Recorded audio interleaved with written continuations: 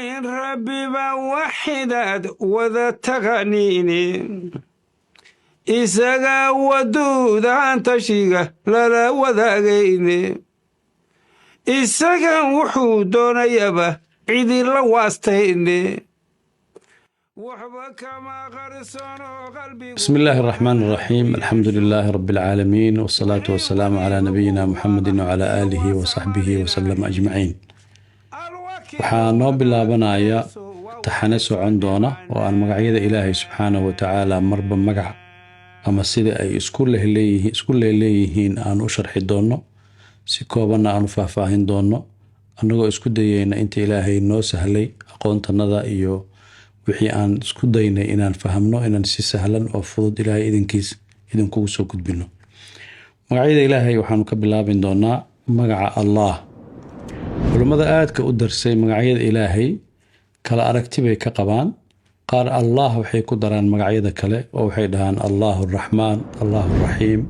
Allahu Malik, Allahu Qudus, si gaar ah uma sharxaan. culimada qaarkoodna waxay u qaataan inuu yahay magac u gaar ah oo ay sidiisay u sharxaan, wayna ka bilaabaan marka ay daraasada sameynayaan.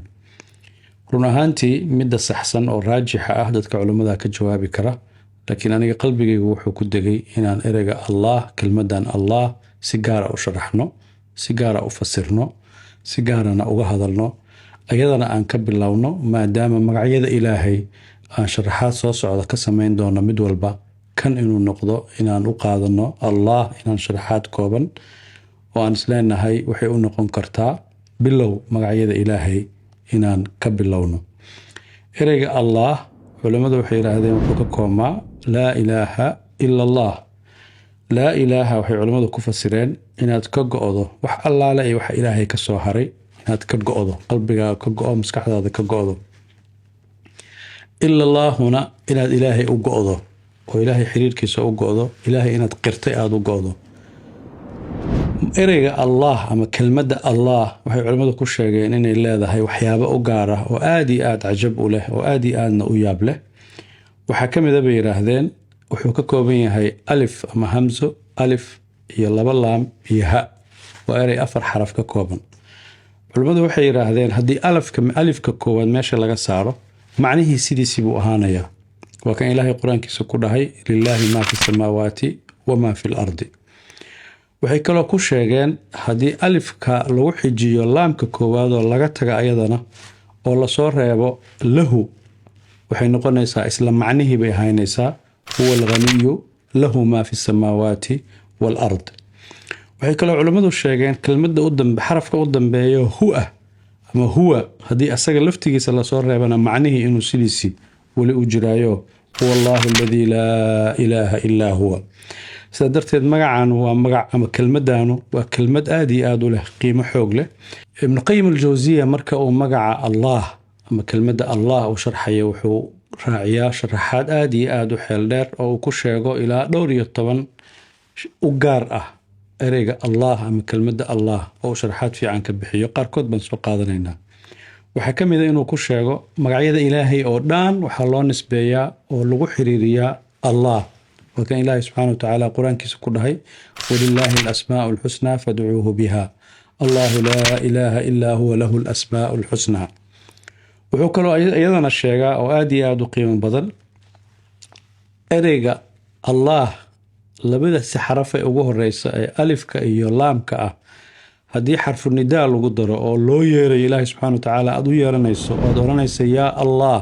سيدو ذي بأجوغيان صابتها أساسيات كمقعي كمديين. laakiin magacyada kale Ilaahay markay aad ku darto magaca yeerista xarfu nidaaga aad ku darto alifka iyo laamka meesha uu ka baxaya wuxuu noqonayaa ya Raxmaan, ya Rahiim, ya Khaaliq iyo sidii la mid ah. laakiin ya Allah marka leedahay sidoodii bay u joogayaan. wuxuu kaloo sheekhu sheegayaa magaca Allah inay tahay waxa ku soo noqnoqonaya wardiga qofka sida joogtada amaanilaha uu akhrisanayo. subhanallah, alhamdulillah, لا إله إلا الله والله أكبر لا حول ولا قوة إلا بالله. يعني وردي كستو داخلين يسمى الله ملبو وجرايا. وحكر سوريا إن قرآن كإله سبحانه وتعالى إلى صدني صدح سورة ضد مجع الله وبسي وصق له أما أقبل لوذي إلى لا بكون وحكب ظننا مجع الله وقرآن كجرو. ibnu qayim waxyaabaha uu sheegay waxaa ka mid ahayd maalinta qiyaamaha oo dadku la kala xukumo oo jannada ahlu jannada ay jannada galaan waxaa joogsanaya taacooyinkii dadku ay dunida kusoo samayn jireen cibaaday soo samayn jireen way soo soomi jireen way soo salaadi jireen marka sheekhu wuxuu leeyahay cibaadooyinkii dunida lagu soo samayn jiray oo dhan way joogsanayaan loomana baahna markaan in la sameeyo marka laga reebo xuska ilaahay way joogaysaa xataa jannadii lasii joogaysaa wuxuu kaloo sheegay kelmadda allah qofka markuu laa ilaaha ila allah afkiisa ka dhaho inuu dhiiggiisu nabadgelayo cirdigiisu nabadgelayo ayna ka mid tahay waxyaabaha jannada gelinaya ilaahay subxaanahu watacaala asagaa marar badan isku sifeeyey oo yidhi innii ana allahu alcasiizu alxakiim wuxuu kaloo ilaahay subxaana watacaala sheegay magaca allah cid la baxda inaysan jirin hal taclamu lahu samiya cid sami ku ah oo magacaan la baxda inaysan jirin xataa culammada taariikhda waxay sheegaan dad fara badanoo ilaahya samaystay kelmadan allah inaysan la bixin oo aysan u isticmaalin ilaahayna subxaana watacaala qur-aankiisa aad buu ugu sharxay qul huwa allahu axad allahu samad oo tilmaamaha ilaahay subxaanahu watacaala marka la sheegayo waxay ka bilaabataa in allah la dhaho kabacdina tilmaantii la raaciyo ilaahay subxaanahu watacaala qofka bini aadamka ah marka aad noloshiisa kasoo bilowdo ilaahay markuu uumayey ilaa maalintii laga soo qaadayay ballanta ahayd inuu ilaahay aqbalo waxay kasoo bilaabataa allah yacni alastu birabbikum markii qur-aanka la soo dejiyey oo qofkii qur-aanka loo keenay oo islaamnimadii loo keenayna waxaa looga bilaabay faclam annahu laa ilaaha ila allah shanta tiiroo islaamka waxay ka bilaabataa inaad ilaahay subxaana watacaala qirto lixda tiiroo iimaanka waxay ka bilaabataa an tu'mina billaah salaada markaad tukanayso waxay ka bilaabataa allahu akbar salaada markaad khatimayso waxay ku dhammaataa assalaamu calaykum waraxmatullah marka meel walba oo noloshaada ka mida ama cibaadadaada ka mida allah way ku dhex jirtaa oo waa tan faatixada aad ka bilaabayso alxamdu lilaahi rabbialcaalamiin bismi illaahi araxmaani iraxiim aad ka bilaabayso wixii u horreeyey ee ilaahay uu soo dejiyey oo nebi maxamed lagu soo dejiyey xarafkii u horreeyey oo lagu soo dejiyey wuxuu ahaa iqra' bismi rabbika aladii khalaq oo waxa la akhrinaya waxay ahayd ilaahay magaciisa in la baraayo markii risaalada loo dhiibayey ee marxalatu nubuwa intuu ka gudbay uu u gudbayay marxaladii risaaladana waxaa lagu yidhi yaa ayuha almudathir qum fa andir warabbaka fakabir nebiyadii nebi maxamed ka horreeyey markay dadka u yeerayaan waxay ugu yeeri jireen waxay ahayd quuluu laa ilaaha ila allahu tuflixuu sidaa darteed nebi nuux markii uu doontii sameeyey ee uu doontii hagaajiyey ee uu dadka yiri kora ereygu u isticmaalay waxay ahayd irkabuu fiiha bismi illaah nebi sulaymaan warqadii uu u dirayay malikatu saba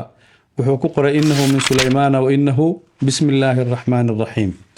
saa darteed qofka noloshiisao dhan bay ku jirtaa markaa seexanayso wardiga akhrinayso bismika allaahuma wadactu janbii markaa cuntada cunaysid waxaa laga bilaabaa bismillaah markaad dhammaysid waxaad leedahay alxamdu lilaah xaaskaaga markaa u tegaysid waxaad ka bilaabaysaa allahuma janibna shaytaana wajanib shaytaana mima rasaqtana ilmo markay kuu dhashaan waxaa lagu dhahayaa baaraka allaahu laka qabriga markaa gasho